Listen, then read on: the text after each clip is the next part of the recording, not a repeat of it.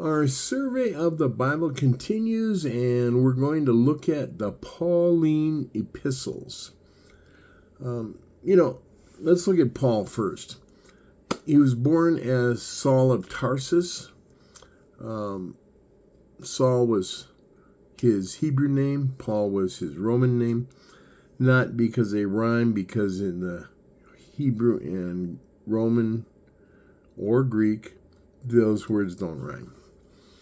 Just coincidental that they're similar in English. So he was born to Jewish parents from the tribe of Benjamin. He was a very well-educated man, educated in both Judaism and Greek philosophy. He was also a Roman citizen, which was unusual for a Jew. His father was a Pharisee, and so was Paul. He was considered one of the most zealous of his generation. Evidently, he was taught how to be a tent maker, which was a common occupation in Tarsus. Acts 18:3 says Paul was a tent maker while he was there, supporting himself instead of asking people for handouts. Being from Tarsus, it's a Roman city. Being born there, he automatically became a Roman city. It was a free city, so he never had to pay taxes. What a nice, convenient thing to have. It also protected him from a lot of potential abuse situations. Paul was,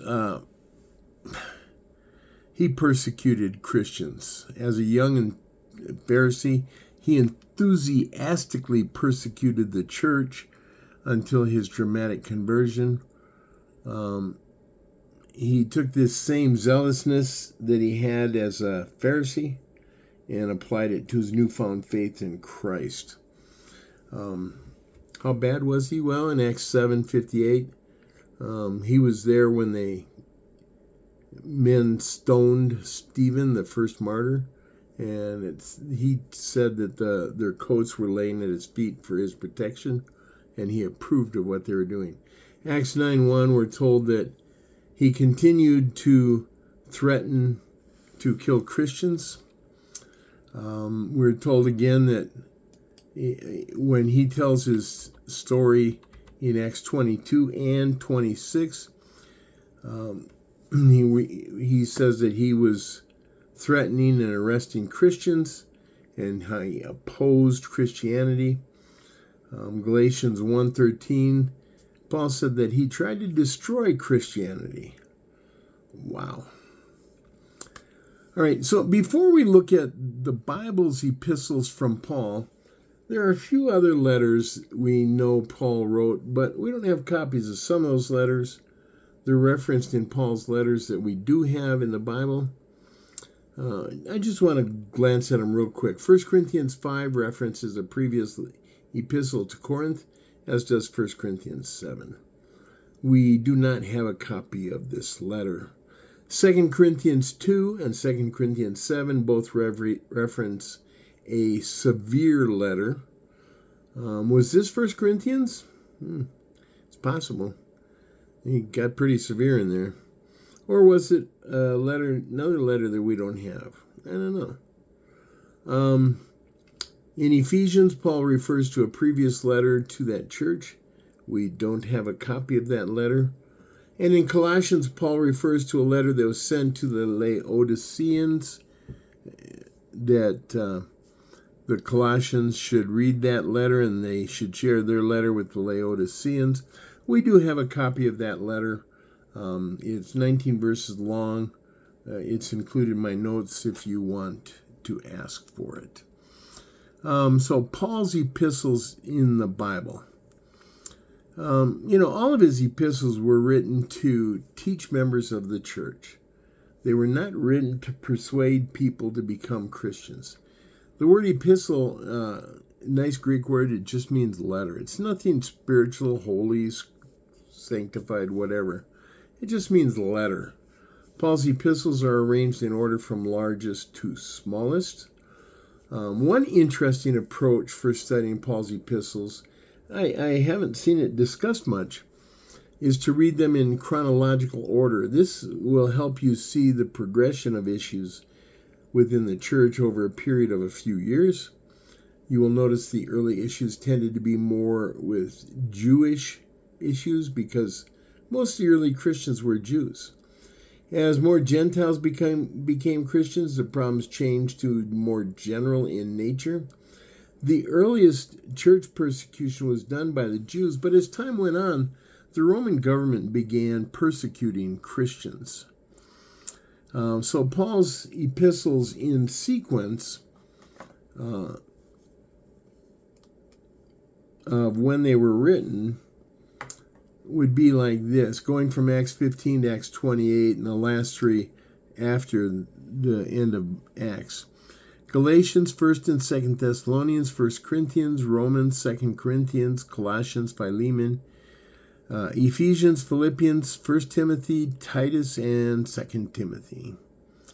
Where was he at when he wrote these letters? Well, different places: Jerusalem, Corinth, Ephesus, Corinth on another trip, Macedonia. 4 were written from Rome about the same time. They're called the prison epistles. He was in prison in Rome.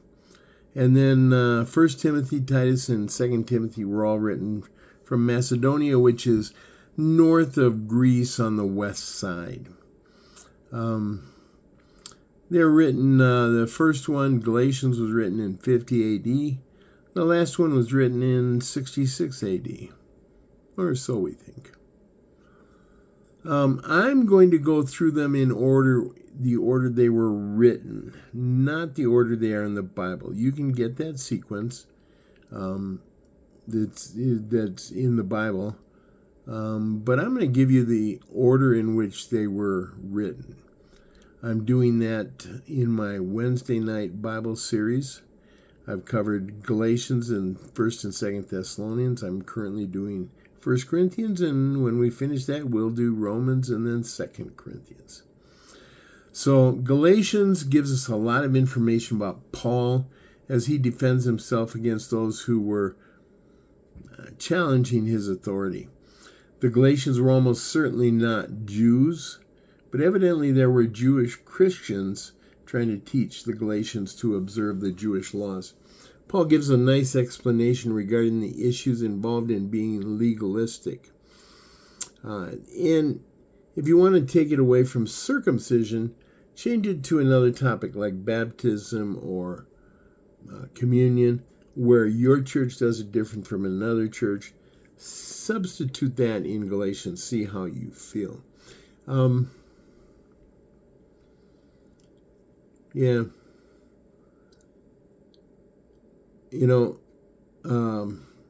Well, if you want to get more about the legalism that Paul was facing, go to Acts 15. I think it's 15. My notes, it's not in my notes here, but Paul went to the council in Jerusalem, and they basically said, yeah, Paul, go ahead and do it the way you're doing it. So 1 Thessalonians was written by Paul to defend himself against charges that the Thessalonian conversion wasn't real. Some of the Thessalonians said Paul wasn't really speaking God's message, that Paul was just in it for the money, and that since Paul hadn't made a return visit, he didn't really care. As usual, while he's defending himself, Paul gives positive and affirming statements regarding the people he is writing to. Isn't it amazing that Paul had people that seemed to think they were the only people Paul had to help? Man, this is something that I have encountered several times in my life. People I have helped think that they are the only one I have to help, and when I don't get to them quite as fast as they want, oh, they get mad. 2 Thessalonians was almost certainly written very shortly after 1 Thessalonians, and probably for the same reasons. It does, however, include a very clear message regarding end times, which was an issue in Thessalonica. 1 Corinthians was written in response to a plea from Corinth for help. They'd written Paul saying, help, help, help. The church in Corinth was established on Paul's second missionary journey. In fact, it was while Paul was in Corinth that he pledged, from now on I will go to the Gentiles. Jews really did a number on him there. We know more about the Corinthian church than any other church Paul visited because Paul wrote 2 lengthy epistles to Corinth. Plus, we have the story of Paul's visit to Corinth in Acts. And there are extra biblical documents regarding Corinth, especially Clement's epistle to the Corinthians, which I have a copy of. At the same time, we know more about Paul's relationship with the Corinthian church than any other church. We know Corinth had multiple problems, and Paul also was almost certainly frustrated by the divisions and arguments occurring within the church of Corinth, and not to mention the morally repugnant sexual sin they had in their midst. Next, we look at the book of Romans. It's a highly regarded epistle. It's an extremely well-written and highly organized explanation of Paul's thoughts regarding salvation to all who believe. Unlike most of Paul's letters, he had not yet visited Rome. That may account for the extra care taken to organize his presentation. He carefully named people that he had met and knew from elsewhere. This would have given everyone their people that they could ask about Paul. 2 Corinthians is a very personal epistle. It reveals much about Paul. He shows a great deal of emotion as he expresses his frustrations and also pours out his love. This book demonstrates his knowledge of the Old Testament and his understanding of how a Greek might argue his position. It's a quite interesting book. Colossians is another letter that was written to a place Paul had not yet visited. Their leader had sought Paul's assistance while Paul was in prison. Paul did not directly refute the false teachings found in Colossae, so much as, give them the correct view. And false teachings don't have to be refuted. Teaching the truth is all that is required. It's like when they teach Secret Service how to spot fake money. They have them handle real money so much that when they just feel fake money, they know instantly that's phony. True. That's a true story. Philemon is a very personal letter from Paul. Tychicus